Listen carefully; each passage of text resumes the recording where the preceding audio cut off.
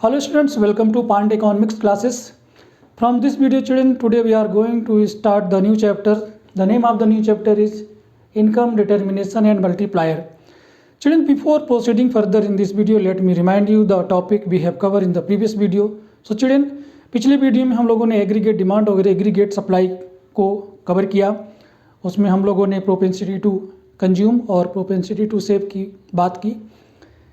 हम लोगों ने जब बात की एग्रीगेट डिमांड की चिल्ड्रन, ठीक है, हमने बात की एग्रीगेट डिमांड की और हमने बात की एग्रीगेट सप्लाई की। तो इसमें चिल्ड्रन हम लोग बात कर रहे हैं डिमांड की कि एक इकोनॉमी में कितनी डिमांड हो रही है, और एग्रीगेट सप्लाई में हम लोगों ने बात की कितनी सप्लाई हो रही है। तो ये हो गई डिमांड की बात, ये हो गई सप्लाई की बात, ठीक है, ये हो गई एक्सपेंडिचर की बात और ये हो गई बात इनकम की, ठीक है ना। तो एक इकोनॉमी में इक्विलिब्रियम कब होगा? When will be the equilibrium in an economy? Economy में चिल्ड्रन इक्विलिब्रियम होने के लिए एग्रीगेट डिमांड और एग्रीगेट सप्लाई का इक्वल होना ज़रूरी है।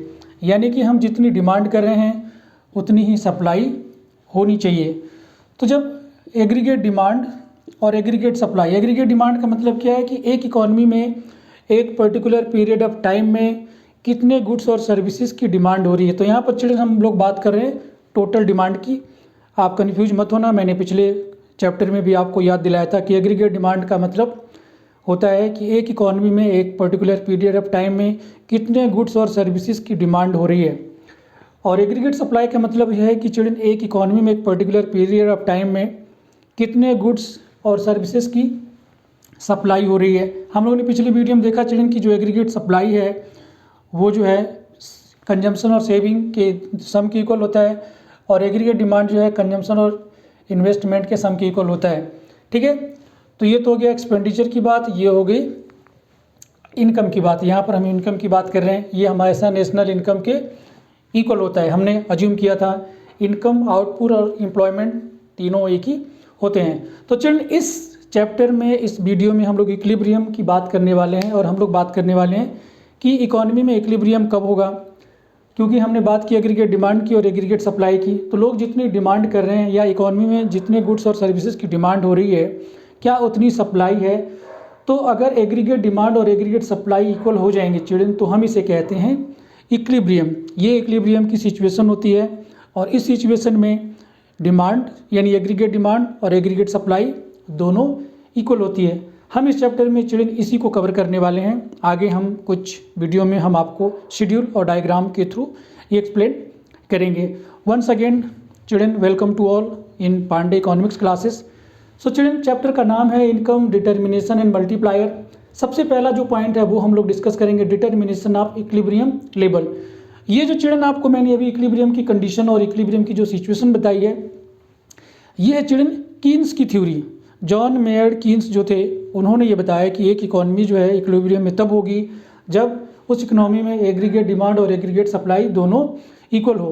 तो यहाँ पर देखिए डेफिनेशन में भी लिखा है an economy is in equilibrium when aggregate demand for goods and services is equal to aggregate supply during a period of time. ठीक है, एक पर्टिकुलर पीरियड ऑफ टाइम में जब aggregate demand of goods and services is equal to aggregate demand supply of goods and services. So this is the situation. Children, ये एक ideal condition है, और ऐसा कीन्स मानते हैं कि एक इक्विलिब्रियम इकोनॉमी को इक्विलिब्रियम में होने के लिए इन दोनों का होना जरूरी है। अगर ये दोनों इक्विलिब्रियम में नहीं होंगे तो या तो एक्सेस डिमांड की सिचुएशन होगी या एक्सेस सप्लाई की सिचुएशन होगी, और ये दोनों सिचुएशन इकोनॉमी के लिए ठीक नहीं है। ये देखिए aggregate demand equal to aggregate supply, ये तो होगी इक्विलिब्रियम की सिचुएशन।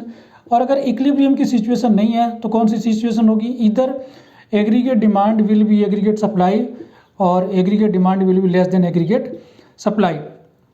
ठीक है, तो ये दोनों ही जो कंडीशन है चिल्ड्रन वो तो है डिसइक्विलिब्रियम की, डिसइक्विलिब्रियम, और ये है इक्विलिब्रियम की कंडीशन, इक्विलिब्रियम। तो हम चिल्ड्रन यहाँ पर बात करने वाले हैं इक्विलिब्रियम सिचुएशन की। चिल्ड्रन, अब इक्विलिब्रियम सिचुएशन को हम कैसे प्रूव करेंगे, कैसे अप्रोच करेंगे, हम लोग इसके बारे में भी और बात कर लेते हैं। तो चिल्ड्रन, इक्विलिब्रियम जो इकोनॉमी है उसको इक्विलिब्रियम में है या नहीं है, या हम डिटरमाइन कैसे करते हैं। तो इसको डिटरमाइन करने के लिए चिल्ड्रन हमारे पास 2 अप्रोचेस हैं। जैसे कि हम लोगों ने चिल्ड्रन पिछले चैप्टर में स्टडी किया था कि जो एग्रीगेट डिमांड है वो होती है कंजम्पशन और इन्वेस्टमेंट एक्सपेंडिचर की इक्वल, और जो एग्रीगेट सप्लाई होती है चिल्ड्रन वो होती है कंजम्पशन और सेविंग के इक्वल। ठीक है, अब एक इकोनॉमी को इक्विलिब्रियम में होने के लिए क्या ज़रूरी है, एग्रीगेट डिमांड और एग्रीगेट सप्लाई का होना ज़रूरी है, यानी कि consumption plus investment expenditure must be equal to consumption plus saving. ठीक है, तो ये सिचुएशन ये हो गई है हमारे पास चिल्ड्रन। ठीक है, कि जब एग्रीगेट डिमांड और एग्रीगेट सप्लाई दोनों इक्वल होंगे तो हमारी इकोनॉमी इक्विलिब्रियम में होगी। अब एग्रीगेट डिमांड को चिल्ड्रन हम लोग लिख सकते हैं C+I और एग्रीगेट सप्लाई को हम लिख सकते हैं C+S। ठीक है, तो ये लेफ्ट हैंड साइड हो गया, ये राइट हैंड साइड हो गया। लेफ्ट हैंड साइड में भी C है, राइट हैंड साइड में भी C है, तो अगर ये दोनों साइड से C हम कैंसिल कर दें तो हमारे पास चिल्ड्रन आ जाएगा इन्वेस्टमेंट इक्वल टू सेविंग। ठीक है, तो हमारे पास चिल्ड्रन इक्विलिब्रियम लेवल को प्रूव करने के लिए हमारे पास 2 अप्रोचेस हो गए। एक तो ये हो गया aggregate demand equal to aggregate supply approach, और दूसरा हो गया investment equal to saving approach. हम इन दोनों अप्रोचेस को आने वाले वीडियो में एक एक करके स्टडी करेंगे, लेकिन उससे पहले यहाँ पर ये देखना ज़रूरी है कि हमारे पास जो है इक्विलिब्रियम को प्रूव करने के लिए हमारे पास 2 अप्रोचेस हैं। फर्स्ट है aggregate demand equal to aggregate supply. ठीक है, ये हमारे पास फर्स्ट अप्रोच है, और दूसरा है children investment equal to saving approach. तो हमारे पास ये 2 अप्रोचेस हैं, इन दोनों अप्रोचेस को हम लोग बात करेंगे। तो चिल्ड्रन यही यहाँ पर लिखा है 2 approaches for determination of equilibrium level. First है aggregate demand aggregate supply approach, इसको हम ADAS अप्रोच भी कह सकते हैं। सेकेंड है चिल्ड्रन सेविंग और इन्वेस्टमेंट अप्रोच, जिसको SI अप्रोच भी कह सकते हैं। चिल्ड्रन एग्रीगेट डिमांड और एग्रीगेट सप्लाई अप्रोच को जब हम आगे प्रूव करेंगे शेड्यूल और डायग्राम में, तो इन दोनों अप्रोचेस को प्रूव करने के लिए चिल्ड्रन हमें कुछ अजम्पशंस लेने होते हैं, और वो अजम्पशंस हैं हमारे पास 4 अजम्पशंस है चिल्ड्रन। जो फर्स्ट अजम्पशन है वो आप देख सकते हो, वो है 2 सेक्टर मॉडल। ठीक है, हाउस होल्ड एंड फॉर्म्स। हम ये अज्यूम करके चलते हैं चिल्ड्रन कि हमारी इकोनॉमी में 2 ही सेक्टर हैं, एक हाउस होल्ड है और एक फॉर्म है। हाउस होल्ड कंजम्पशन एक्सपेंडिचर कर रहा है और जो फॉर्म है वो इन्वेस्टमेंट एक्सपेंडिचर कर रहा है। गवर्नमेंट और फॉरेन सेक्टर जैसी नाम की कोई चीज़ नहीं है, हमारी इकोनॉमी में केवल 2 ही सेक्टर हैं। क्योंकि जब हम एग्रीगेट डिमांड चिल्ड्रन स्टडी कर रहे थे तो उसमें हमने ये मानना था कि हमारी इकोनॉमी में 2 ही जो है फर्स्ट सेक्टर हैं, कंजम्पशन हाउस होल्ड करता है और इन्वेस्टमेंट फॉर्म करता है।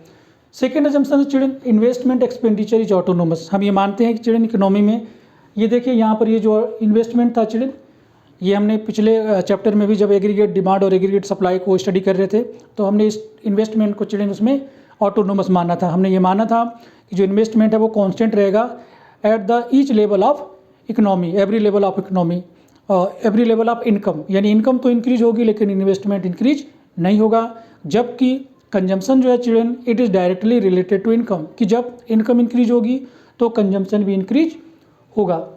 थर्ड जो चिल्ड्रन अजम्पशन है वो है प्राइस लेवल इज कांस्टेंट।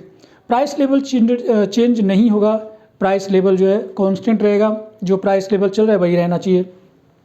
जो फोर्थ और लास्ट जो अजम्पशन चिल्ड्रन वो ये है equilibrium output is to be determined in the context of short run. Children जो हम ये एग्रीगेट डिमांड एग्रीगेट सप्लाई या फिर जो हम इक्विलिब्रियम अप्रोच को स्टडी करेंगे आगे, तो हम ये अज्यूम करके चलेंगे कि जो हम ये जो इक्विलिब्रियम को हम अचीव करने वाले हैं चिल्ड्रन, ये हम शॉर्ट रन में स्टडी करेंगे। ठीक है, क्योंकि शॉर्ट रन में चिल्ड्रन प्राइस लेवल कांस्टेंट होता है, ये हम मान के चलते हैं।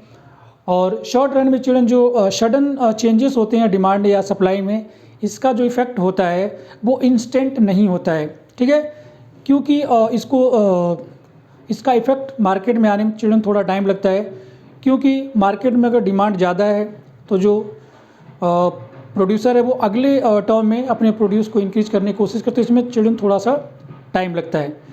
तो चिल्ड्रन ये थे कुछ अजम्पशंस और aggregate demand aggregate supply approach, saving investment approach. I hope कि आपको अच्छे समझ में आ गया है। चिल्ड्रन अगले वीडियो में हम लोग aggregate demand aggregate supply approach और सेविंग और इन्वेस्टमेंट अप्रोच के थ्रू इक्विलिब्रियम को प्रूव करेंगे। तब तक आप हमारे वीडियो को देखते रहिए। अगर हमारे चैनल को आपने सब्सक्राइब नहीं किया है तो चैनल को सब्सक्राइब कर लीजिए, अपने दोस्तों से शेयर करिए। So God bless you all, see you in the next video, till then take care, God bless you all.